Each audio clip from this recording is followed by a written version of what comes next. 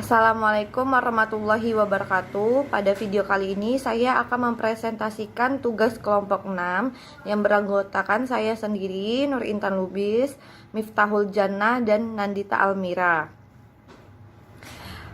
Dengan judul materi infeksi dan penggunaan antibiotik pada mata kuliah farmakoterapi 3 dengan dosen pengampu Bapak Apoteker Rizky Yulion M.Farm.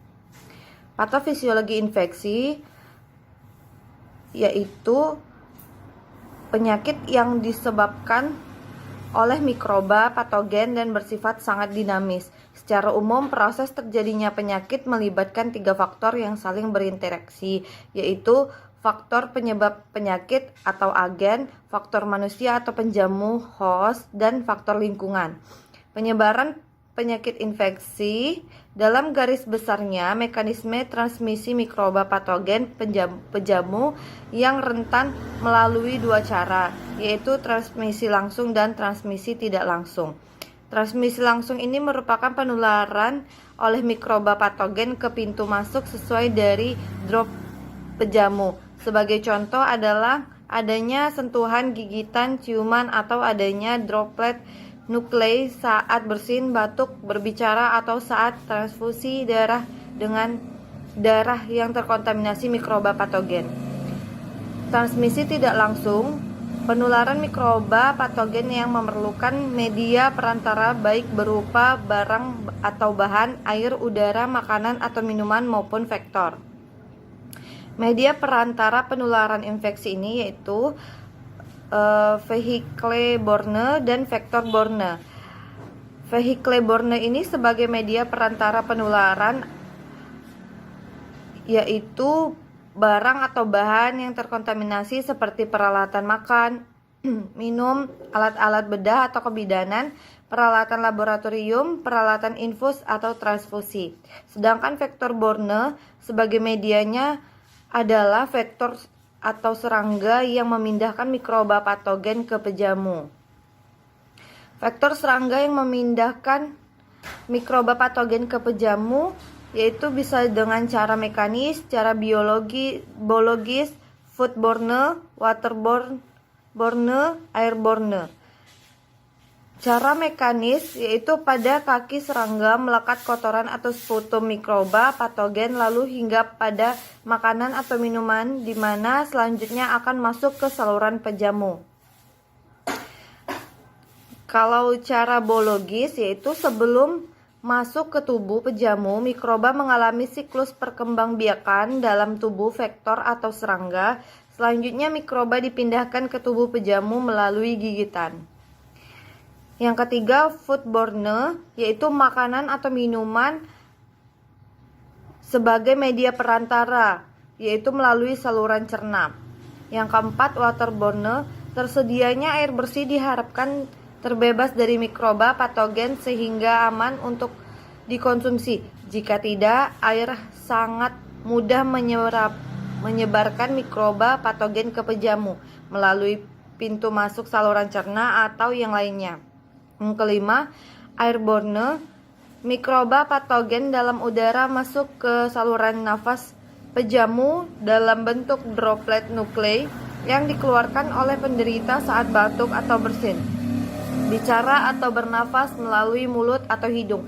Penularan melalui udara ini umumnya mudah terjadi di dalam ruangan yang tertutup seperti di dalam gedung, ruangan atau bangsal atau kamar perawatan atau pada laboratorium klinik. Riwayat perjalanan penyakit penjamu yang peka akan berinteraksi dengan mikroba patogen yang secara alamiah akan melewati 4 tahap. Tahap pertama yaitu tahap rentan, yang kedua tahap inkubasi, yang ketiga tahap klinis, yang keempat tahap akhir penyakit. Perjalanan penyakit dapat berakhir dengan alternatif yaitu sembuh sempurna, sembuh dengan cepat, karier atau pembawa, kronis, ataupun meninggal dunia. Tata laksana penggunaan antibiotik. Antibiotik adalah zat-zat kimia yang dihasilkan oleh fungi dan bakteri yang mempunyai khasiat mematikan atau menghambat pertumbuhan kuman, sedangkan toksisitasnya pada manusia relatif kecil. Antimikroba dapat digolongkan menjadi dua kelompok, yaitu satu, antimikroba yang berspektrum sempit, efektif untuk jenis bakteri gram positif atau negatif saja. Contohnya adalah penisilin G, penisilin V, eritromisin, clindamycin, kanamisin, dan asam fusidat. Efektif terutama terhadap bakteri gram positif saja, sedangkan streptomycin, gentamisin, polymyxin B, dan asam nalidiksat khusus terhadap kuman gram negatif. Yang kedua, antimikroba yang berspektrum luas, efektif untuk berbagai jenis mikroba. Contohnya adalah tetrasiklin, aktif terhadap beberapa jenis bakteri gram positif, gram negatif, Rickettsia, dan Chlamydia. Mekanisme kerja antibiotik yang pertama yaitu menghambat metabolisme sel mikroba. Contoh obatnya yaitu sulfonamid, trimetropin, asam p-aminosalisilat, dan sulfonamid.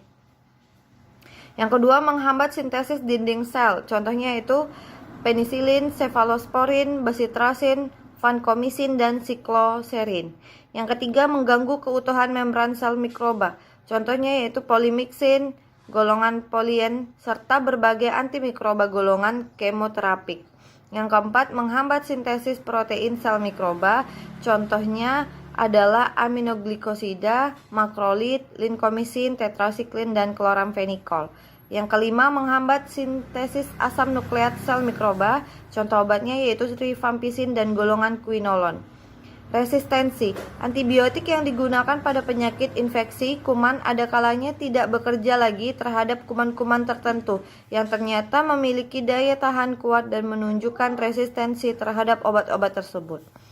Faktor yang memudahkan berkembangnya resistensi yaitu penggunaan antimikroba yang sering, penggunaan antimikroba baru yang berlebihan, penggunaan antibiotik untuk jangka waktu lama.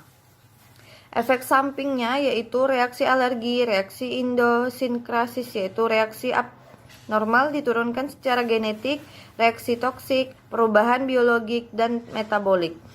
Kombinasi antimikroba.